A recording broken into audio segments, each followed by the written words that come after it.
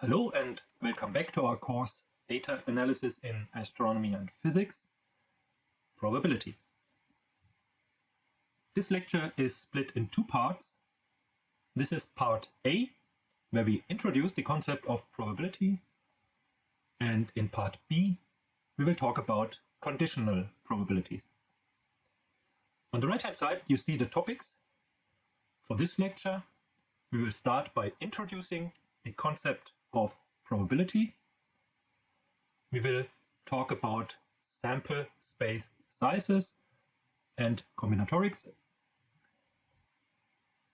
We will then introduce the foundational axioms of probability theory, the Kolmogorov's axioms, talk about the general addition rule for probabilities, and talk about how to estimate probabilities from data. Defining what a probability is surprisingly difficult.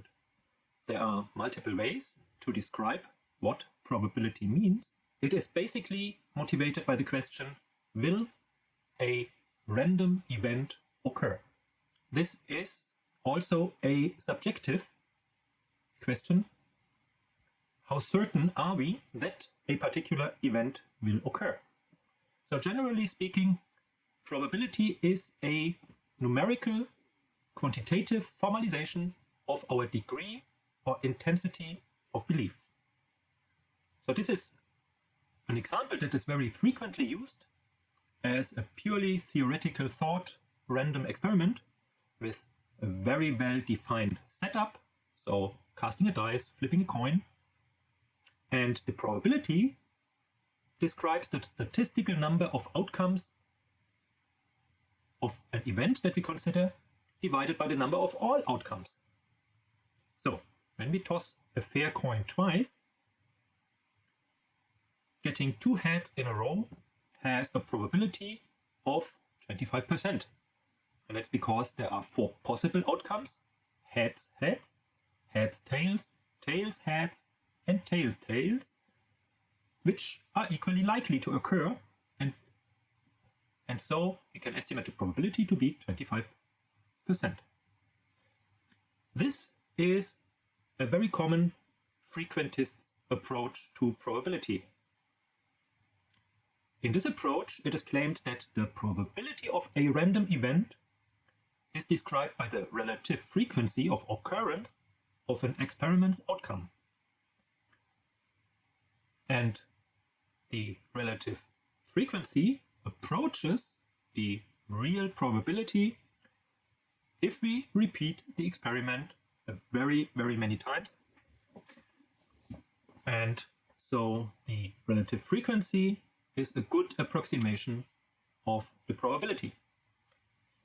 This is an objective approach, but there's also a subjective approach where we assign numbers by subjective probabilities.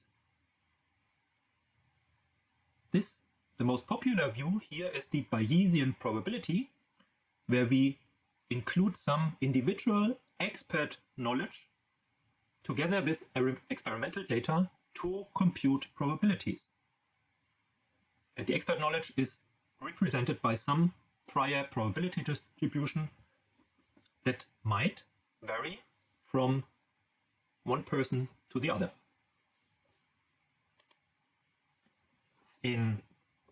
But what is a probability in astronomical context?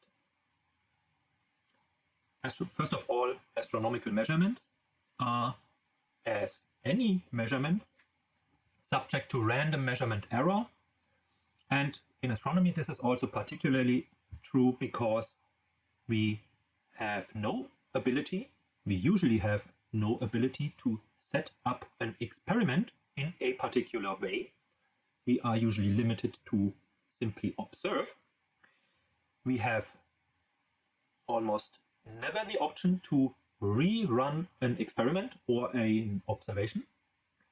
And as common in science, our observations are usually always at the extreme limits of technical instrumental capabilities. We can also not do experiments on our subject matter. For example, experiment on all Loma stars, experiments on all supernovae, which means we never know the true properties of the underlying population. We only observe. We usually do this on very small samples, which makes it rather difficult in some circumstances to be sure that relative frequencies and probabilities approach each other. And we usually conclude by comparing or contrasting these samples to other samples. But let's look first at the standard definition, or at a standard definition for probability. Historically, probability was introduced to analyze games of chance. And probability was then interpreted as the limiting case of a frequency. So probability equals the number of favorable events divided by the total number of events. The sample space S, sometimes also called outcome space, is the set of all possible outcomes of a random experiment. In the example of tossing a coin 3 times, S is the set consisting of 3 heads in a row: head, heads, tail, heads, tail, head, heads, tails, tails, tails, heads, heads, tails, heads, tail, tails, tails, head, and 3 tails in a row.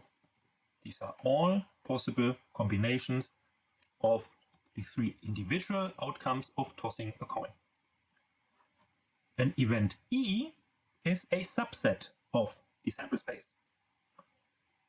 Some examples here could be the event A, which means more tails than heads, which gives us these 4 possibilities. We could also look at the event heads on the last throw, which would give us a different subset of S. And when we look at the probability, we have here 4 possible events. We have a subset size of 8, which gives us a probability of 4 divided by 8 equals 1/2.